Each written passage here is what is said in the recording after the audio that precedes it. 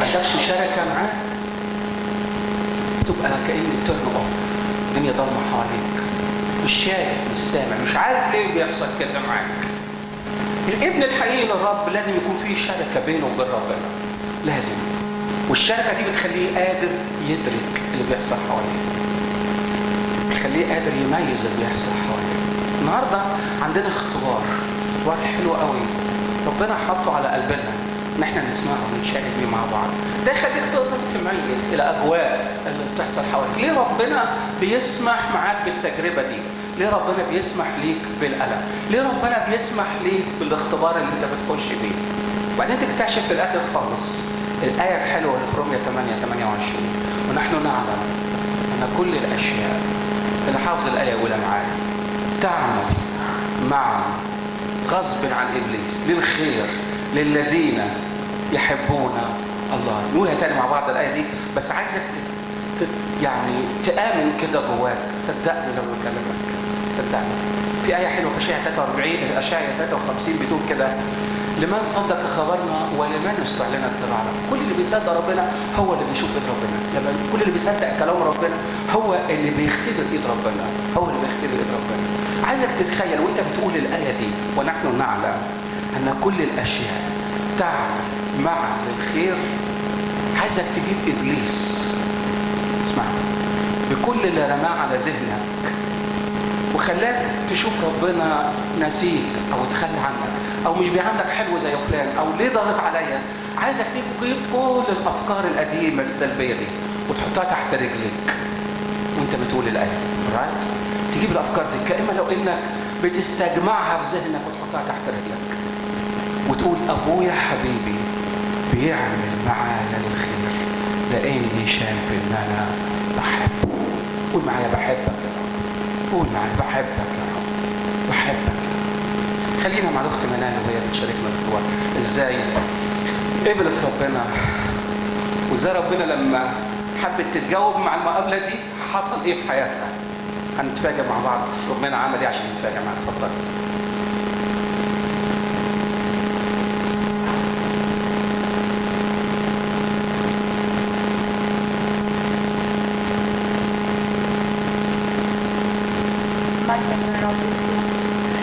بشكر جدا التأسيس اللي عطاني الفرصة دي إن أجي وأشارك باختباري.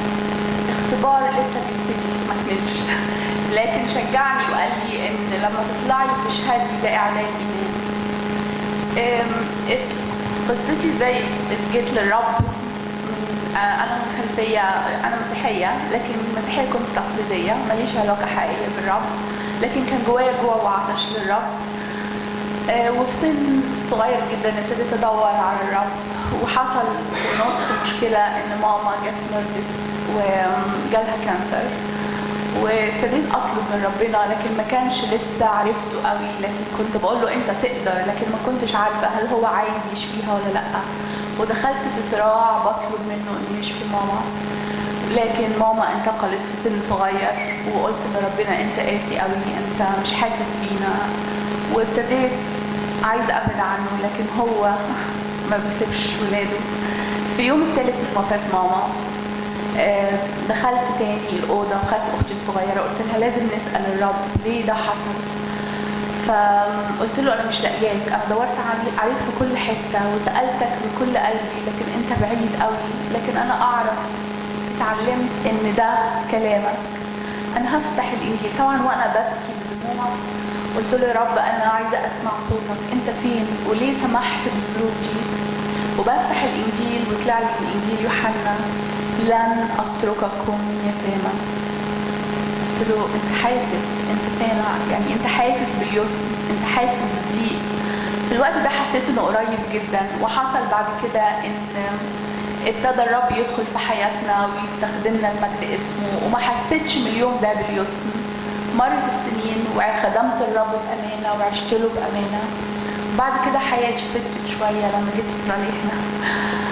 لكن كان جوايا دايما صوت ان الرب هيستخدمني. وجي مع احداث الثورة واللي بيحصل في مصر وكده، زي اي حد كان جوايا اشواق ان بلدي تتغير. ويبقى فيها ديمقراطية وحرية زي ما أي حد كان بيحلم بالعقل الطبيعي. ولقيت ربنا بياخدني لمكان تاني بعيد خالص، وبيقول لي إن الأحداث دي هي بداية لأحداث تانية مش للحرية، لكن ده إعلانات لمجيئي. أنا قربت آجي جدا، ومش في مصر بس، ده هيحصل في كل حتة، حروب ومجاعات وقلائل وأمور صعبة. لكن أنا عايز الكنيسة تستعد بالتوبة، والوقت الجاي هيبقى وقت صعب على الأرض كلها، مش بس في الشرق الأوسط. إبليس بيخطط إنه يهز العالم، هيحصل فيه إرهاب في كل حتة في أوروبا وفي أمريكا. ده قالوا لي في 2000 وأول الثورة من 2011، وكنت كل أشارك بيه حد يفكروني إن أنا شوية مزودة الموضوع، لكن كان جوايا ثقة إن الله بيقول للكنيسة دعوة للتوبة. الكنيسة هي المكان الوحيد اللي الله هيحفظها، بس لازم تحيا بالإيمان. إبليس هيجي ويهز الكنيسة ويختبرها. وابتديت أعيش بالإيمان وأقول يا رب علمني إزاي أصدقك وأعيش بالإيمان. وهنا جه الاختبار وجات التجربة، وجاء في 2013 ولقيت نفسي متشخصة بمرض الكانسر، المرض اللي كان عند ماما. رحت عشان اخد نتيجة العينة، ولقيت الدكتورة واقفة في الكوريدور مستنياني وبتقول لي انتي ليه تيجي؟ هي تعرفني المستشفى، خدتني الأوضة وقالت لي أنا آسفة، عندي خبر وحش، انتي عندك كانسر. أنا مبتسمة. قالت لي بصي أنا مش عارفة أقولك إيه، إحنا لسه هنعمل اجتماع مع كل الدكاترة ونقرر إيه خطة العلاج ليكي. روحي اقعدي في الكافيتيريا واشربي قهوة وهدي أعصابك وتعالي لنا بعد ساعة. أنا كنت وحدي، قلت أنا مش هتصل بحد، أنا أول حاجة هعملها هسأل إلهي ليه أنا هدخل في التجربة دي. رحت سألته، وما كانش معايا إنجيل، أنا متعودة بيرد عليا من الإنجيل. لما ماما توفت قال لي لن أترككم يتامى، أنا واثقة قوي أنا ليا إلى أب قدير. فتحت الإنجيل وقلت له يا رب كلمني من أفسس الإصحاح الأول. هشارك معاكم آيات بسيطة. الإصحاح رائع جدا، بيتكلم إن الله اختارنا قبل تأسيس العالم. يعني أنا وإنتي وإنت كنا في ذهن الله قبل ما يخلق الكون كله، اختارنا وإحنا لسه ما اتخلقناش، وإحنا لسه ما عرفنا، لم نوجد في هذه الحياة. في اختيار على حياتنا، وقد دعينا. وتتكرر الدعوة هنا، ربنا في الإنجيل بيقول كده إذ سبق فعيننا للتبني، آية 5، سبق فعيننا للتبني بيسوع المسيح لنفسه حسب مسرة مشيئته لمدح مجد نعمته. الهدف من الاختيار إني أكون لمدح مجد الرب، إن مجد الرب يمدح في حياتي. ودي تتكرر 3 مرات في الآية كمان 13 لنكون لمدح مجده. والآية 14 إذ ختمتم بروح الموعد القدوس الذي هو عربون ميراثنا لفداء المقتنى لمدح مجده. عرفت قوي إن في دعوة على حياتي، وإن أنا موجودة في هذه الأرض عشان يمدح مجد الرب في حياتي. بعد كده ابتدى بولس يصلي ويقول كده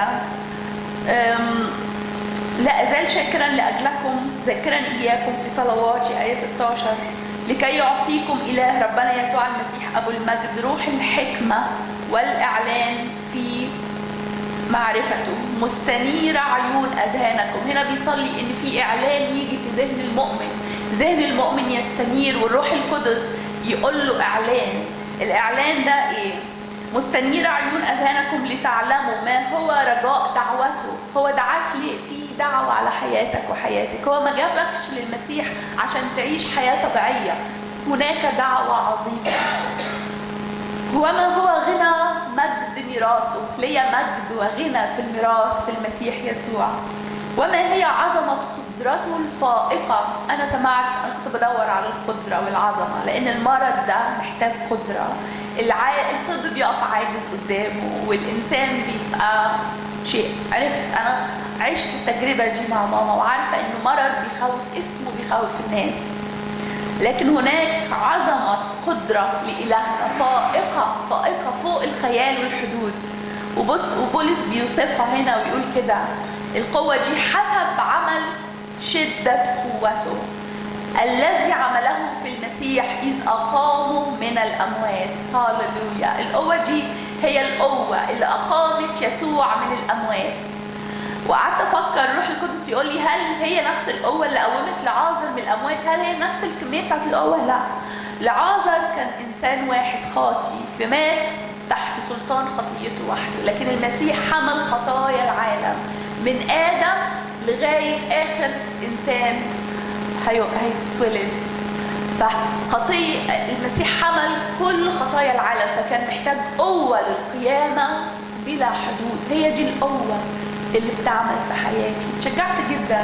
وبعد كده لقيت الرب كمان بيقول كده إذ أقاموا من الأموات، أقاموا لأجلي لأن المسيح قائم. المسيح كان اوريدي في حضن الآب، لكن هو جه وأخذ جسد وقام من الأموات وأجلسه عن يمينه في السماويات وجلس بالجسد. كل حاجة الآب عملها للمسيح وهو في الجسد هي ليا، فهو جالس في السماويات ليا وقام ليا وأجلسه فوق كل رياسة وكل سلطان وكل سيادة وكل اسم يسمى، ليس في هذا الدهر فقط بل في المستقبل أيضا. وحسيت الروح القدس بينور جوايا وبيقول لي السرطان، الكانسر is a name، هو اسم، واسم يسوع فوق كل اسم. اتمليت بالسلطان واتمليت بالفرح. قلت له يا رب اشكرك لان انا كان جوايا انت بتكلمني ان المؤمن لازم يحيا بالايمان، وانا همتلئ بالايمان ان اسمك فوق المرض ده. رجعت للدكتوره وانا فرحانه متشدده، لقيت الحل اسم يسوع.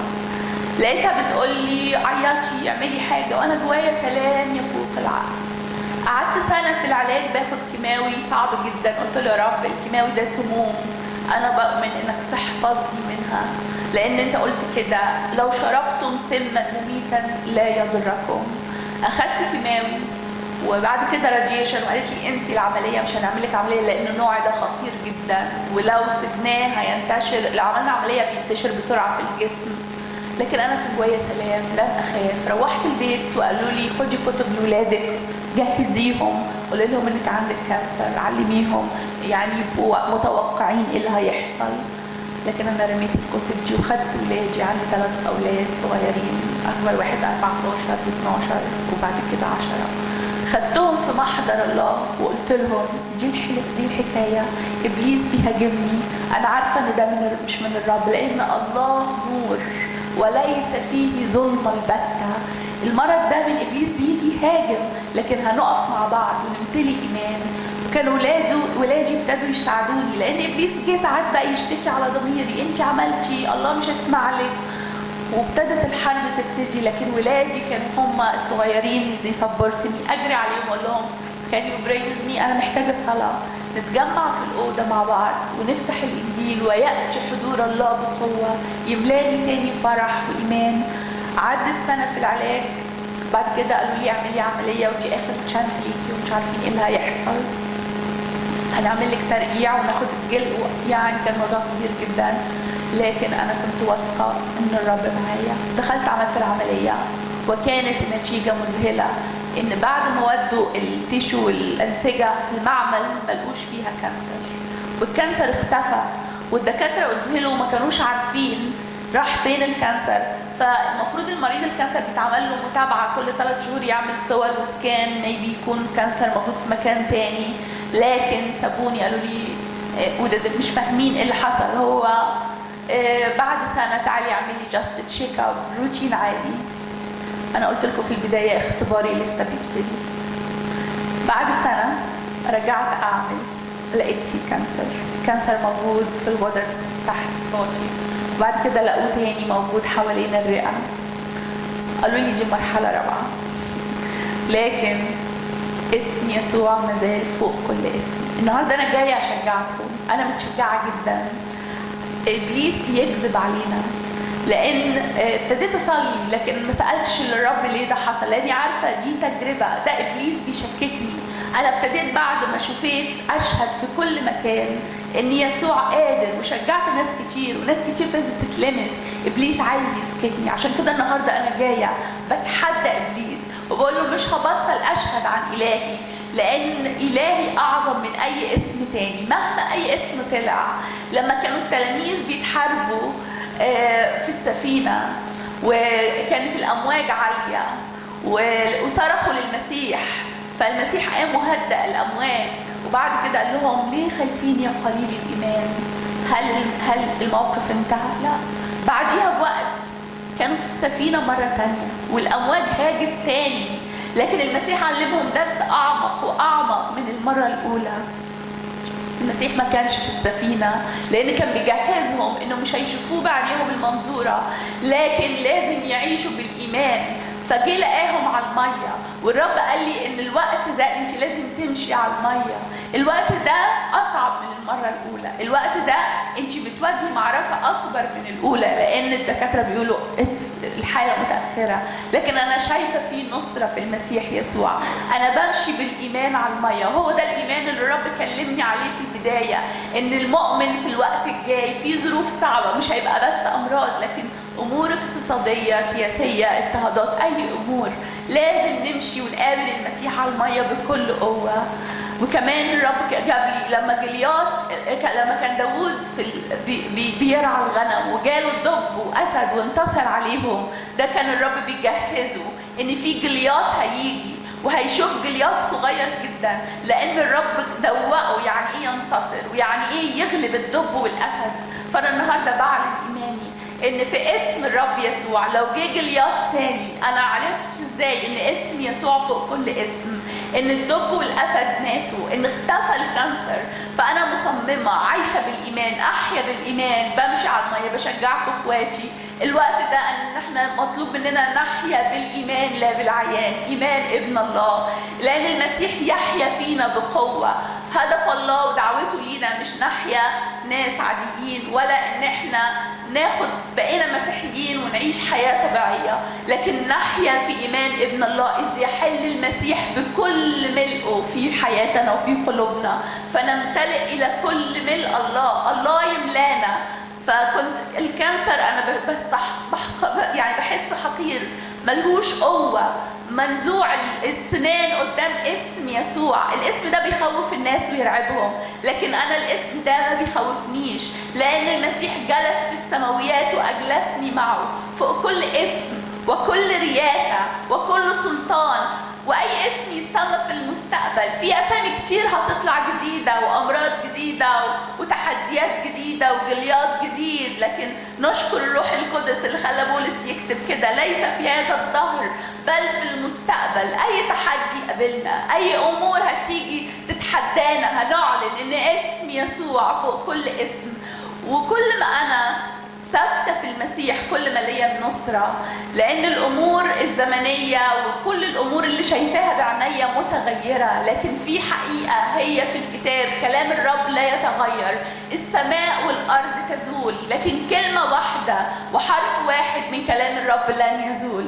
انا متشجعه وحاسه ان الرب سيتمجد بقوه اعظم، لان هو دي مشيئته ان انا اتخلقت فيه واختارني قبل تاسيس العالم لأكون لمدح مجده. سيمدح مجد الرب في حياتنا في كل تحدي بنقابله. الرب قال كده: سيكون لكم ضيق لكن ثقوا انا قد غلبت العالم. طب يا رب انت غلبته، وات انتوا فيا، اتحدوا فيا، خليكوا فيا، هتغلبوا، هتدوسوا العالم. الله ما وعدناش بحياه سهله، لكن حياه كلها فيها صعاب، لكن في وسط التجربه في سلام يفوق العقل. انا مليانه بسلام من المره الاولى، والسلام بيكمل، وده علامه ان الروح القدس يشهد في ارواحنا ان لينا رجاء، لينا قوه، لن نخاف شرا لان الرب معي. ومكتوب برضو انه قد عرف اسمي انجيه. عرفنا اسمه. داود ما كانش عارف اسمه، داود كان بيقول عليه رب الجنود، لكن هو قد اعلن لينا في ملء الزمان ان اسمه يسوع، هذا الاسم اللي فيه قوه، اللي فيه خلاص، اللي فيه شفاء، اللي فيه تحرير، اللي فيه حمايه، بحيث يبقى فيه ضرر على كل الشعوب، لكن انا محمي تحت ظل القدير ابيت، له كل المجد في حياتنا. فانا بشجعكم امتلئوا بالروح، ثقوا في الرب في كل تجربه تيجي، ثقوا فيه لأنه هو حي وحقيقي جدا. هو لا ينكر ذاته، هو يملأنا بقوة في إنساننا الباطن فتغير العيان المنظور. في اسم يسوع زي ما الكانسر اختفى والدكاترة ما كانوش فاهمين، أنا أؤمن إن ده كمان سيثبت، لأن كل ركبة ستنحني وتثبت قدام اسم الرب يسوع. ليه كل المجد.